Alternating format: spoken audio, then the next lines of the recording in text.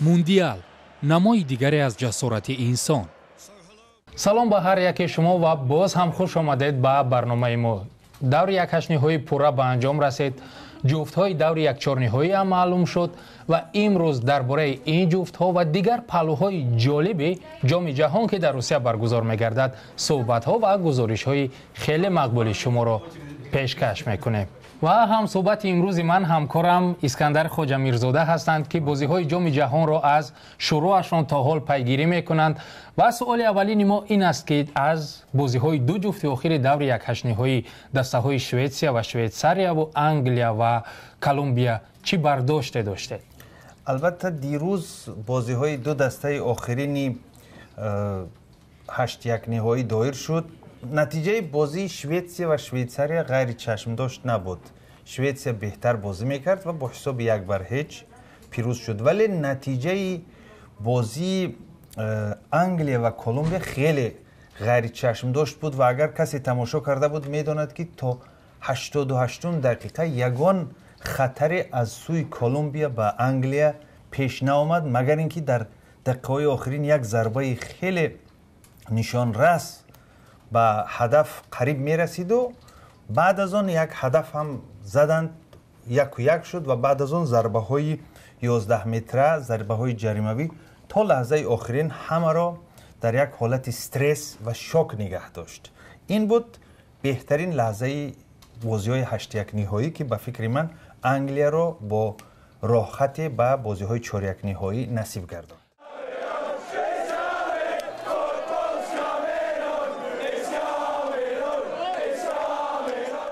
انگلیس ها بعد بازی تیمشان با کلمبیا در کوچه های شهر مسکو چنان بزم آراستند که گویا جام جهان را بردند.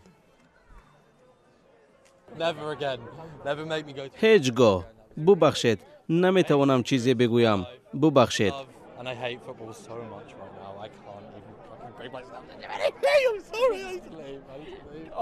من نمیتوانم. بازی عجایب بود. زبانم لال ماند.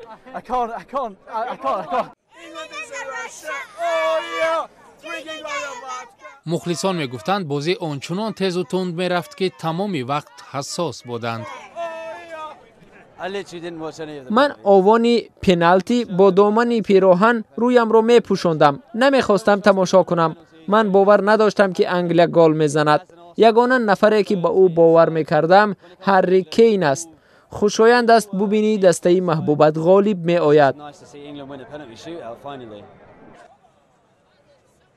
برعکس آنها مخلصان دسته کلمبیا افتاده روح میدان ورزشی را ترک می کردند.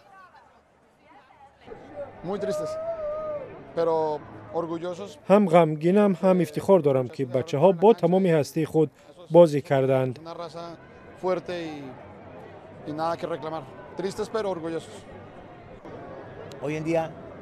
امروز ما شکست نخوردیم، هیچ کس نرنجیده است و هم غمگین نیستیم. ما امکان پیدا کردیم بازی زیبا را تماشا نماییم. این فوتبال است و ما دسته انگلیا را تبریک میگوییم.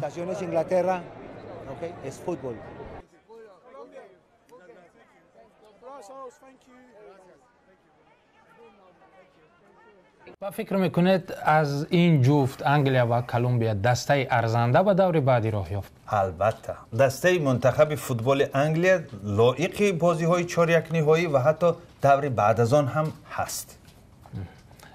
کدام بازیگران را شما گفته میتوانید از این هیئت که از آغاز چمپیونات تا حالا بازی های خیلی جالب نشان داده ایستادند؟ البته هری کین کاپیتان دسته انگلیا فوتبال بازی بهترین در این دسته است و خیلی زیاد کار هم میکند.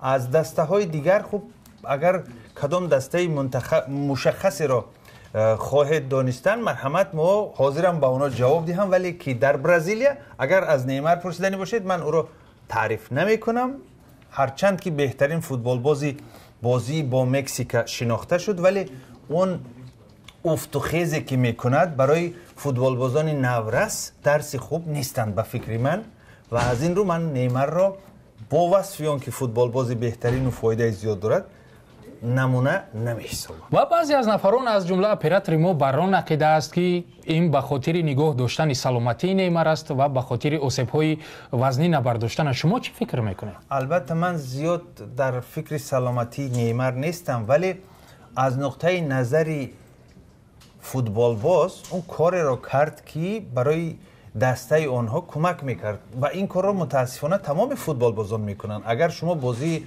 کلمبیا و انگلیا رو دیده باشید، خیلی زیاد فوتبال بازان هم همین پای به هم نرسانده میافتند و نشان میدهند که مثل اینکه تیر خورده باشند. این خیلی حادثه ها متاسفانه در فوتبال، اگر نوآوری های چمپیونات اخیر چیزی تغییرات وارد نکنن، متاسفانه فوتبال همین است که برای طول دادن وقت از استادیوم بیرون شدن و صدها حیله و نیرنگی است که فوتبال بازان برای رسیدن به پیروزی استفاده میبرند. متاسفانه این واقعیت روز است.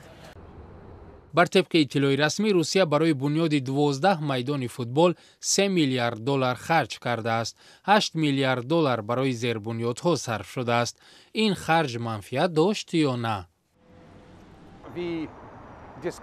بحث خرج جام جهانی شبیه بحث درباره منفعت اقتصادی پیراهن روسی است. از یک طرف این مهم است، آدم‌ها را خوشبخت می‌کند.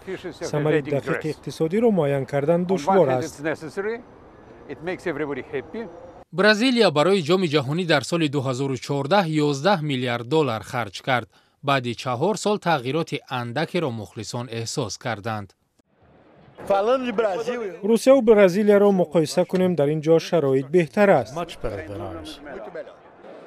بار اول است که با مسکو اینقدر توریست می آید. آنها اینجا میلیاردها روبل صرف می کنند. روسیه امیدوار است بعد رفتن سیاحان پولی زیاده می ماند. 15 میلیارد دلار برای تغییر ایمیج روسیه در چشم مردم دنیا صرف شده است، ناوابسته از آن که زیر تحریم های اقتصادی قرار دارد. پوتین می‌خواهد نشان بدهد که از این ناراحت نیست. ناوابسته از تحریم ها جام جهانی خوب می‌گذرد. با وجود تحریم ها عملیات ما در سوریه ادامه دارد. دیگران حق ندارند ما را نصیحت کنند. این موقع را مردم خوش دارد. آنها ریضا هستند از جیبشان این مبلغ ها صرف شود. اکنون آنها این را درک می‌کنند. پیش از همه وضعیت را کسانی درک می‌کنند که سینشان به نفقه نزدیک می‌شود.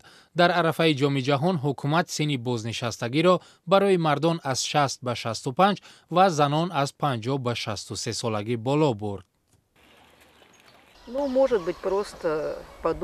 این غیر چشم داشت نبود. آنها فکر کردند که در هوای سبقت جهانی مردم به این تغییرات واکنش جدی نمی‌کند. هزله هم صدا داد که دیروز 4 سال تا نفقه هم نمی رسید، امروز 9 سال دیگر مانده است. روسیه میگوید سبقت جام جهانی برای جوانان تحفه است. آن برای آنها خاطره خوب می شود و در امکانیت ها را باز می سازد. حاصل آن دیرتر معلوم می شود.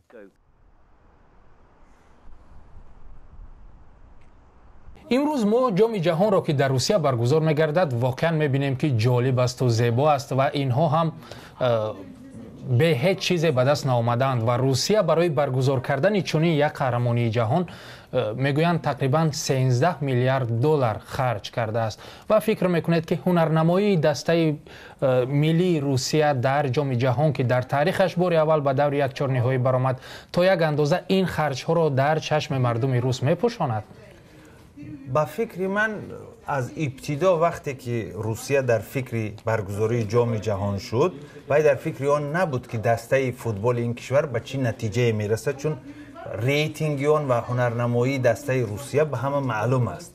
از ابتدا ولادیمیر پوتین هم در گشایش جام جهانی گفته بود که فکر وی نشان دادن کشور، نمایشکاری دستاوردهای خود کشور است که یعنی اونا میتوانند هم خیلی میزبانی چنین مسابقه بزرگ باشند. از این نقطه نظر تا جای میدانیم تا امروز مسابقه بدون کدام مشکلی بزرگ برگزار می شود.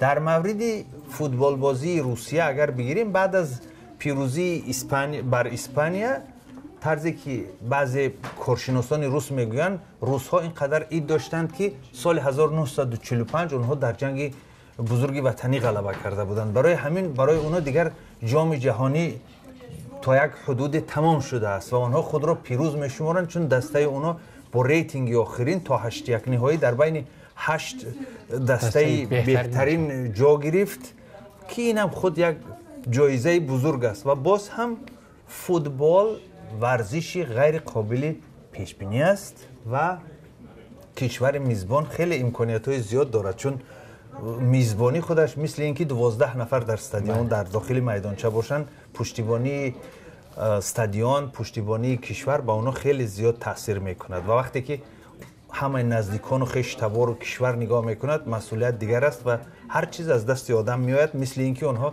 اسپانیا را مغلوب کردند. فکر میکنم اگر آنها ایگناشیویچ را خوب بازداشت کنند که اون باز یک گل دیگر به هدف نرساند دسته موفقیت زیاد خواهد داشت.